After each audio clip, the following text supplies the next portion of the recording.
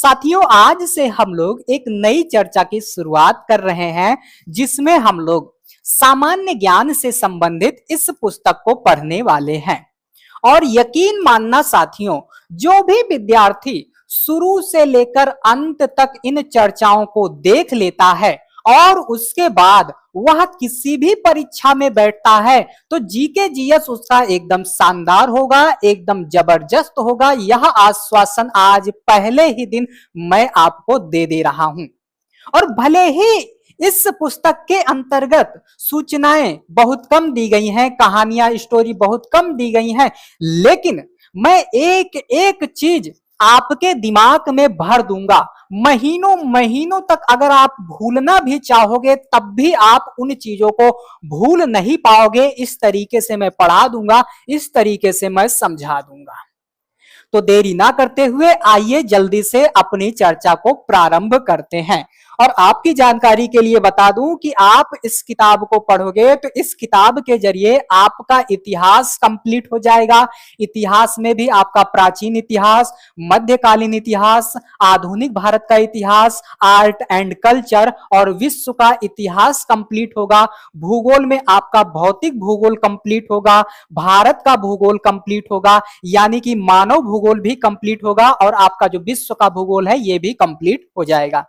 फिर उसके बाद आपका खेल जगत से संबंधित बहुत सारा क्वेश्चन जो है बनाया जाता है, ये भी पार्ट आपका कंप्लीट हो जाएगा। इसी के जरिए आपका पॉलिटी कंप्लीट हो जाएगा, इसी के जरिए आपका अर्थव्यवस्था कंप्लीट हो जाएगा। साइंस के कई सारे पार्ट हैं वह भी कंप्लीट हो जाएगा, कंप्यूटर वगैरह के पार्ट हैं वह भी कंप्लीट हो जाएंगे। यानी कि जीएस का जितना भी मटेरियल है आपको यहां से पूरा का पूरा मिल जाएगा। और आपके मन में यह भी डाउट आ रहा होगा कि सर इस किताब में बहुत सारी अशुद्धियां हैं, तो भैया उसको भी मैं दूर करूंगा, शुद्धता को एकदम बरकरार रखूंगा पूरा 99%। आप कहोगे सर 1% छोड़ रहे हो, तो भैया आदमी कितना भी अच्छा हो भूल हो ही जाती है, और सड़क कितनी भी साफ हो धूल हो ही जाती है। तो 1% छोड़ के ही चलना पड़ेगा। और बाकी आप सभी टेंशन मत लीजिए, एकदम शानदार तरीके से चलने वाला है। तो आइए शुरू करते हैं। तो देखिए, फिर से एक बार आप सभी को बता दूं कि हम लोग इस किताब को पढ़ेंगे और इस किताब का नाम आप देखोगे तो लूसेंट के नाम से यह किताब आती है।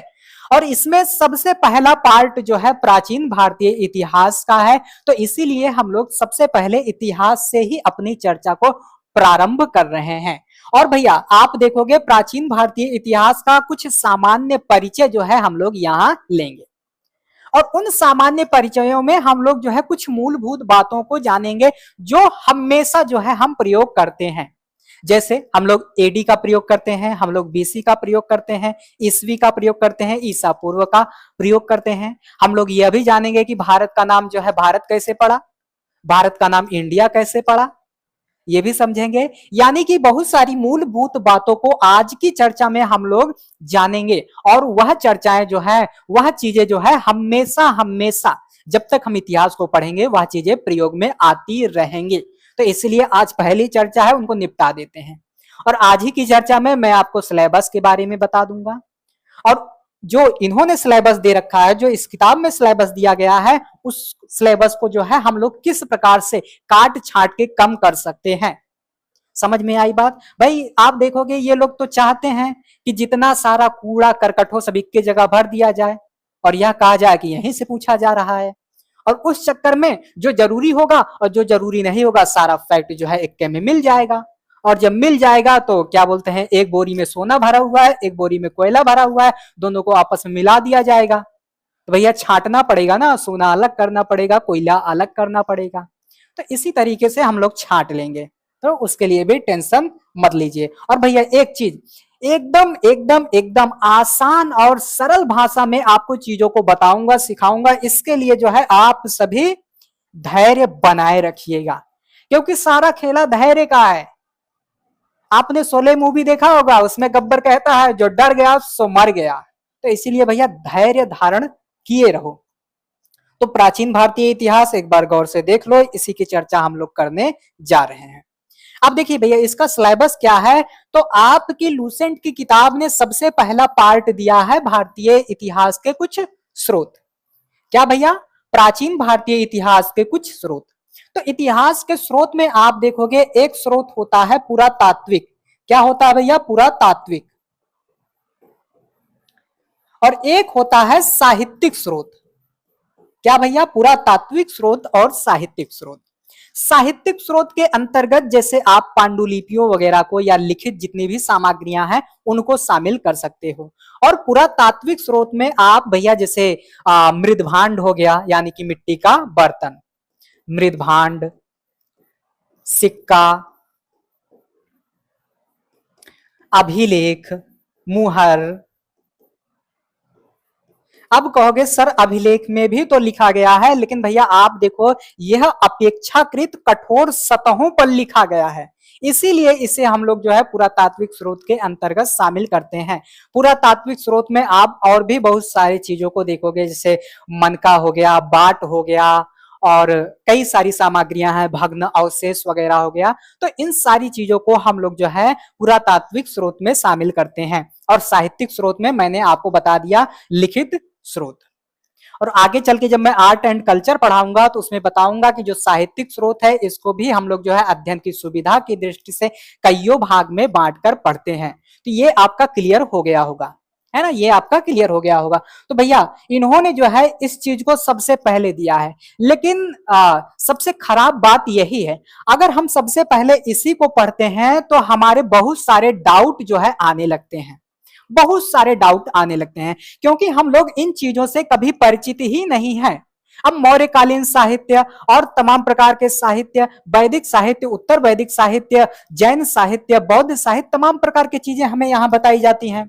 लेकिन भैया जब तक हम मौर्य काल को पढ़ेंगे नहीं, तब तक हम उसके साहित्य के बारे में पढ़ के पहले से क्या करेंगे? वैदिक काल के बारे में हमें पता ही नहीं है, और उसके साहित्य को हम पहले पढ़ लेंगे तो सर के ऊपर जाएगा पानी, है ना, ऊपर तो जाएगा। अभी हमने मध्यकाल को पढ़ा ही नहीं, अब मध्यकालीन साहित्य को अगर हम यहाँ पढ़ लेते हैं तो सब अल्ले पल्ले जो है ऊपर जाएगा, सब उड़ जाएगा, ऐसे उड़ता जाएगा उड़ता जाएगा। तो इसीलिए हम लोग क्या करेंगे, इस वाले टॉपिक को स्किप करेंगे। सबसे पहले हम लोग इस टॉपिक को स्किप करेंगे। हाँ, जो भी पार्ट इससे संबंधित है उसको हम लोग जगह जगह पर आके पढ़ लेंगे। जैसे आप देखोगे पुरातात्विक साहित्य, पुरातात्विक स्रोत के अंतर्गत क्या आ रहा है भैया? मृदभांड आ रहा है ना, तमाम औजार वगैरह आ रहे हैं, तो यहाँ हम लोग पढ़ लेंगे, यहाँ पढ़ लेंगे। फिर उसके बाद साहित्य की बात आती है तो यहाँ से साहित्य मिलना प्रारंभ हो जाएगा, हम लोग साहित्य पढ़ते चले जाएंगे। तो इस वाले टॉपिक को जब जहां जिसकी बारी आएगी वहां हम पढ़ते चले जाएंगे। समझ में आ रही होगी बात, है ना। जैसे हम लोग स्रोत पढ़ रहे हैं तो बौद्ध धर्म से संबंधित स्रोत, तो जब बौद्ध धर्म आएगा तो वहीं स्रोत भी पढ़ लेंगे, तो अलग से पढ़ने की कोई भी जरूरत नहीं पड़ेगी। अभी यहां मैं क्या करूंगा, यहां भी पढ़ाऊंगा, जब उसका बारी आएगा वहां भी पढ़ाऊंगा, दो दो बार पढ़ाऊंगा, तो टाइम भी बर्बाद होगा, आपका भी और मेरा भी। तो इससे अच्छा है इसे स्किप करो, आगे बढ़ जाओ। ये होती है पढ़ाई करने की सही रणनीति, ये होती है इतिहास पढ़ने की सही रणनीति। और इस तरीके से आप कभी नहीं पढ़े होगे, ये मैं दावे के साथ कह सकता हूं, जिस तरीके से मैं बताऊंगा। फिर उसके बाद आता है प्रागैतिहासिक काल, इसको हम लोग पढ़ेंगे, लेकिन इसमें हम लोग जो है पाषाण काल की चर्चा लेंगे, पाषाण काल की चर्चा लेंगे। और इसी पाषाण काल के रास्ते आप देखोगे आग वगैरह की खोज हो जाती है ना, आग वगैरह की खोज हो जाती है, मानव का विकास होता है। आप देखोगे इस किताब में इन सब चीजों की चर्चा जो है कुछ सीमित ही दी गई है, तो हम लोग जो है इसे थोड़ा बढ़ाकर पढ़ेंगे, थोड़ा समझकर पढ़ेंगे। आप इस किताब को शुरू से लेकर उठाओगे तो बिल्कुल समझ में नहीं आएगी, तो इसीलिए किसी ना किसी को तो चाहिए भैया राह दिखाने के लिए, तो मैं राह दिखाने ही आया हूं, है ना। उसके बाद आप सिंधु घाटी सभ्यता पढ़ोगे। अभी आप पेट की परीक्षा को देखोगे तो उसमें 2-3 क्वेश्चन केवल इसके नाम से ही जो है पूछ लिया था, 2-3 क्वेश्चन जो है इसी से चिपका दिया था, तो इसको भी हम लोग अच्छे से पढ़ेंगे। फिर उसके बाद वैदिक सभ्यता आएगी, वैदिक सभ्यता को हम लोग जो है 2 भागों में बांटकर पढ़ेंगे, एक ऋग वैदिक काल और दूसरा उत्तर वैदिक काल। फिर महाजनपदों का उदय हमें पढ़ना है, और इसी महाजनपदों के उदय के रास्ते हम लोग जो है मौर्य वंश को पढ़ेंगे, और उसके बाद हम लोग जो है जैन धर्म, बौद्ध धर्म वगैरह को पढ़ेंगे। फिर आगे बढ़ोगे तो यहाँ जो है शैव, वैष्णव, इस्लाम, ईसाई, पारसी वगैरह सारे धर्म दे दिए गए हैं, तो यहाँ हमें इन सारे धर्मों को नहीं पढ़ना है। अभी आप जब मध्यकालीन भारतीय इतिहास पढ़ोगे तो वहां आपको शैव धर्म और वैष्णव धर्म देखने को मिलेगा। और आपको जब मध्यकालीन भारतीय इतिहास का शुरुआती दौर आएगा तो वहां आपको ये वाला धर्म मिल जाएगा। जब आप जो है आधुनिक भारत शुरू करोगे, है ना, जब मध्यकाल की समाप्ति होगी, आधुनिक भारत के इतिहास की शुरुआत होगी, तो वहां ये सारी चीजें मिल जाएंगे। तो इनको हम लोग क्या करेंगे, इन तीनों चैप्टरों को क्या करेंगे भैया, मध्यकालीन भारतीय इतिहास में पढ़ेंगे। मध्यकालीन भारतीय इतिहास में पढ़ेंगे और इसको जो है मध्यकालीन भारतीय इतिहास के लास्ट में और जो है आधुनिक भारतीय इतिहास के शुरुआत में पढ़ेंगे। तो इन सबको काट दो, है ना, इन सबको काट दो। समझ में आ रही बात, इन सबको काटो, अभी बाद में हम लोग पढ़ेंगे। बोझा आपका हल्का कर रहा हूं। फिर उसके बाद भैया मगध राज्य का उत्कर्ष, यहां आपने जो है मगध, यहां अपने महाजनपदों का उदय, इसी के रास्ते हम लोग मगध का चैप्टर निपटा देंगे। तो यहां इसको भी काट दो। कितना चैप्टर कटा देख लो, 3 3 6, 6 इधर कटा और उसके बाद एक इधर कटा, 7 चैप्टर कट गया। बोझा हल्का हुआ, अभी और हल्का करता हूं, टेंशन मत लो। अब देखो यहां सिकंदर का चैप्टर अलग से दिया गया है। सिकंदर के बारे में ज्यादा ज्यादा 5-10 लाइन पढ़ लो, कल्याण हो जाएगा। तो क्या जरूरत है हमें सिकंदर के बारे में पूरा का पूरा पोथा रटने का, क्वेश्चन पूछा ही नहीं जा रहा है, पोथा क्या करोगे पढ़ के। तो इसके बारे में 5-6 लाइन पढ़ो, निपटा दो इसे, खेला खत्म करो। तो इसके बारे में 5-6 लाइन, 5 से 6 लाइन लिख दे रहा हूं, लो पढ़ो इसका चैप्टर खल्लास। फिर उसके बाद मौर्य साम्राज्य, यहां से क्वेश्चन पूछे जाते हैं। ब्राह्मण साम्राज्य इसमें अलग से दिया गया है, इसको भी हम लोग जो है 5 से 10 लाइन में निपटा देंगे। फिर देखो भारत के यवन राज्य, अब देखो यहां हम लोग क्या करेंगे, शक हो गया, पहलो हो गया, कुषाण हो गया, यवन हो गया, इन सबको जो है मिला के क्या करेंगे भैया, मिला के एक चैप्टर बना लेंगे। इनको मिला के क्या करेंगे, एक चैप्टर बना लेंगे और इनका चैप्टर निपटा देंगे। तो बोझा कम हुआ, बोलो हाँ, बोझा कम हुआ, हाँ कम हुआ। फिर देखो भैया संगम राजवंश, संगम राजवंश बहुत ही महत्वपूर्ण है और यहां से जो है क्वेश्चन बनाए जाते हैं, है ना, वेरी इंपॉर्टेंट। संगम आपका बेहद महत्वपूर्ण है, यहां से क्वेश्चन बनाए भी जाते हैं। इस पर हम लोग जो है कम से कम 1 से 2 चर्चाएं जरूर लेंगे, भले ही आपकी लूसेंट में कम ही चर्चा दी गई होगी। फिर देखो भैया गुप्ता राजवंश, गुप्ता राजवंश से भी क्वेश्चन पूछे जाते हैं। फिर उसके बाद हमें वाकाटक वगैरह पढ़ना है। फिर वर्धन, वर्धन वंश यानी कि जो आपके सम्राट हर्षवर्धन है, तो हर्षु के बारे में भी हमें पढ़ना होगा। और आपके पेट का सिलेबस देखोगे तो उसमें जो है ये हर्षु के बारे में दिया गया है। फिर देखो दक्षिण भारत के प्रमुख राजवंश, इनको भी हम लोग जो है पढ़ लेंगे। और इसी दक्षिण भारत के प्रमुख राजवंशों में हम जितना भी चैप्टर होगा सब इकट्ठा निपटा देंगे। और उसके बाद आप देखोगे यहां हम लोग इसे क्या करेंगे, इस वाले को स्किप करेंगे। और राजपूत राजवंशों की उत्पत्ति, इसके पहले हम लोग जो है क्या करेंगे, हम लोग यहां तक केवल पढ़ लेंगे, बस यहां तक। ये सारे चैप्टर आपके जो है मध्यकालीन भारतीय इतिहास में आ जाएंगे।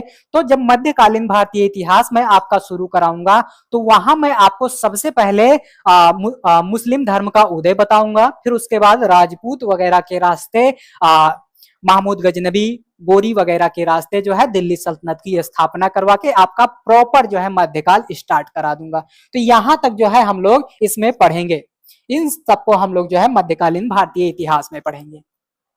अब देखो, अब मैंने जो है सारी चीजों को छांट छांट के अलग कर दिया, जिसकी बारी जहां है वहां पढ़े तो ज्यादा बेहतर है। अब यही कमी हो जाती है। अब जो चीजें आपको मध्यकाल में पढ़ना है, जो चीजें हमें दूसरी जगह पर पढ़ना है, उन सारी चीजों को हम यहीं पढ़ लेंगे तो हमारा बोझा और भी भारी हो जाएगा। और जब बोझा भारी हो जाएगा तो वही चीजें हैं ऊपर से उड़ने लगती हैं। और किताब लिखने वाले लोग यही गलती करते हैं, किताब लिखने वाले लोग यही गलती करते हैं, सोचते हैं कि जितना सारा मटेरियल हो सब लाके भर दो, कोई ना कोई तो पूछा ही जाएगा। यही गलती होती है। तो मैंने जो है सारा चीज इधर उधर कर दिया ना, जैसे किया है वैसे। और देखो मैं आपको जिस सीक्वेंस में जिस तरीके से पढ़ाऊंगा उसी को आपको फॉलो करना है। और वो आप अगर फॉलो कर ले गए भैया तो आपका कल्याण हो जाएगा। और मेरी बातों को आप हल्के में मत लेना, नहीं तो इसी चैनल के आप शॉर्ट फीड में जाओ, शॉर्ट वीडियो उसमें जाओ और देख लो। अभी मैंने जो है, वैसे तो मुझे समय नहीं मिलता, लेकिन जितना भी समय मिला मैंने पेट वाले बच्चों के लिए कुछ चीजें पढ़ाया है। और मैंने जो है एमए के बच्चों के लिए कुछ पढ़ाया है, और जितना मैंने पढ़ाया था, जो भी मैंने पढ़ाया था, जिस तरीके से मैंने बताया था, और मैंने जिस पर जो है अंडरलाइन किया था, जिसको मैंने टारगेट किया था, और मैंने जितने क्वेश्चन बोले थे, यहां तक कि क्वेश्चन नंबर भी रिपीट हुए हैं। तो इसलिए जो है मेरी बातों को हल्के में लेने की कोशिश तो बिल्कुल भी मत करना, नहीं तो आपका ही घाटा है। और मैं ऐसे फालतू की बकवास तो कर नहीं रहा हूं, आपको जो है रास्ता बता दिया। जाओ शॉर्ट वीडियो वाले फीड में जाओ, स्क्रॉल करो, थोड़ा नीचे जाओ, वहां आपको जो है A to Z पूरा प्रमाण मिल जाएगा। और ना विश्वास हो, इंस्टाग्राम वगैरह पे जाओ, इसी चैनल के बायो के रास्ते आप जो है इंस्टाग्राम तक पहुंच सकते हो, वहां जाओ, देखो पूरा बाकायदा दिया गया है। तो इसलिए हल्के में नहीं लेने का। चलिए देखिए, तिथियों के मतलब में हमें क्या समझना है भैया, ईस्वी समझना है और ईसा पूर्व। मैं अब जो है जब इतिहास पढ़ाना शुरू करूंगा तो उसमें बताऊंगा ईस्वी, ईसा पूर्व, एडी और बीसी। तो ये एडी क्या होता है, बीसी क्या होता है, ईसा पूर्व क्या होता है, ईस्वी क्या होता है, ये आपके लिए जो है थोड़ा नया हो सकता है। कई लोग जो है नहीं समझ पाएंगे, तो इसीलिए जो है पहले इसे जान लो। तो देखो भैया, हमने जो है इस डेट को जीरो माना, इस लाइन को जो है क्या मान लिया, जीरो। अब इस जीरो से क्या हो रहा है भैया, ईसा मसीह का जन्म हो रहा है। क्या भैया, ईसा मसीह का जन्म, ईसा मसीह का जन्म।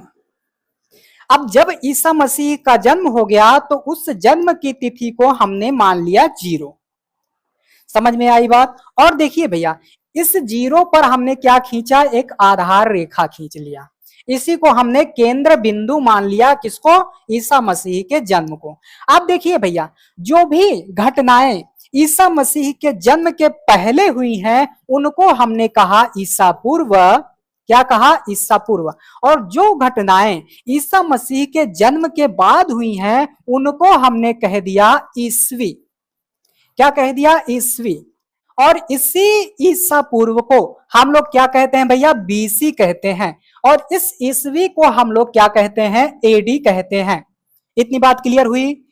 हमने ईसा मसीह के जन्म को केंद्र बिंदु मान लिया, और ईसा मसीह के जन्म के पहले की जो घटनाएं हैं उन्हें ईसा पूर्व यानी कि बीसी कहा, और जो ईसा मसीह के जन्म के बाद की घटनाएं हैं उन्हें हमने एडी यानी कि ईस्वी कहा।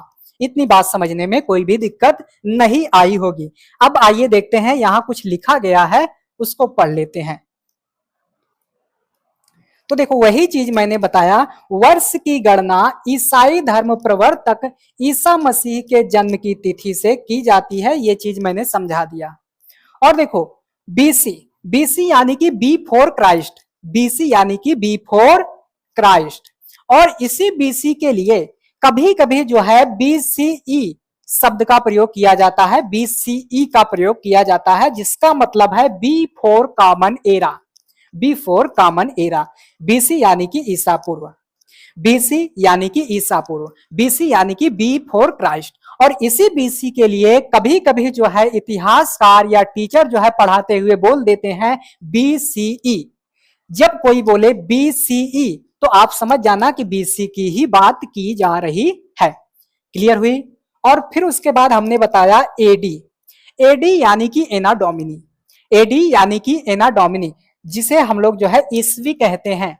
जब कभी एडी लिखा हुआ मिल जाए तो आप समझ जाना कि ईस्वी की बात हो रही है और ईसा मसीह के जन्म के बाद की घटनाओं की बात कही जा रही है। एडी यानी कि एना डोमिनी। और इसी एडी के लिए कभी कभी जो है इतिहासकार या टीचर पढ़ाते हुए कह देते हैं सीई।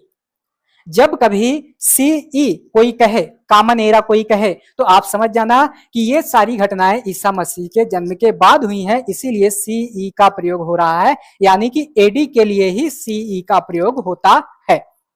इतना समझने में मुझे तो नहीं लग रहा है कोई दिक्कत आई होगी। फिर उसके बाद भैया एक और आता है बीपी। बीपी का मतलब होता है बी फॉर प्रेजेंट, यानी कि वर्तमान से पहले की घटनाओं के लिए हम लोग जो है बीपी का प्रयोग करते हैं। समझ में आई बात। एक बार फिर से समझो, तिथियों का मतलब वर्ष की गणना है ना, वर्ष की गणना ईसाई धर्म प्रवर्तक ईसा मसीह के जन्म से होती है। ईसा मसीह के जन्म को हमने केंद्र बिंदु माना, आधार बिंदु माना, और जो घटनाएं उनके जन्म के पहले हुई उनको हमने ईसा पूर्व कहा, और जो घटनाएं उनके जन्म के बाद हुई उन्हें हमने ईसवी कहा। इतनी बात समझ में आई। और देखिए ईसा पूर्व के लिए हम लोग जो है बीसी शब्द का प्रयोग करते हैं, बीसी यानी कि बी फॉर क्राइस्ट, और कभी कभी जो है इसी बीसी के लिए बीसीई यानी कि बी फॉर कॉमन एरा शब्द का प्रयोग करते हैं। फिर जो घटनाएं ईसा मसीह के जन्म के बाद हुई उनके लिए हम लोग जो है ईसवी का प्रयोग करते हैं, ईसवी यानी कि एडी, समझ में आई, एना डोमिनी। और कभी कभी जो है इतिहासकार वगैरह इसी एडी के लिए सीई कॉमन एरा शब्द का प्रयोग करते हैं। जब भी ईसी की बात आए, जब भी सीई की बात आए, समझ जाना आप एडी की बात हो रही है, और बीपी यानी कि बी फॉर प्रेजेंट। समझ में आ गई होगी बात, क्लियर हुआ? अगर नहीं क्लियर होता आप सभी कमेंट करिएगा, फिर से जो है चर्चाएं दे दी जाएंगी। यहाँ आप देख सकते हो ईसा मसीह को जो है लटका दिए हैं, टांग दिए हैं, है ना। जब व्यक्ति जिंदा रहता है उसकी कोई कदर नहीं करता, लेकिन मरने के बाद उसे खुदा बना देते हैं, उसे भगवान बना देते हैं। इसीलिए तो कहा गया है जो सामने है उसे लोग बुरा कहते हैं, जो सामने है लोग उसे बुरा कहते हैं, और जिसे देखा ही नहीं उसे खुदा कहते हैं। यानी कि मरने के बाद कीमत बढ़ जाती है। तो भैया आज के लिए बस इतना ही, मिलेंगे जो है अगले अध्याय के साथ पूरे जोश जुनून उत्साह के साथ। बहुत बहुत धन्यवाद, फिर मिलेंगे।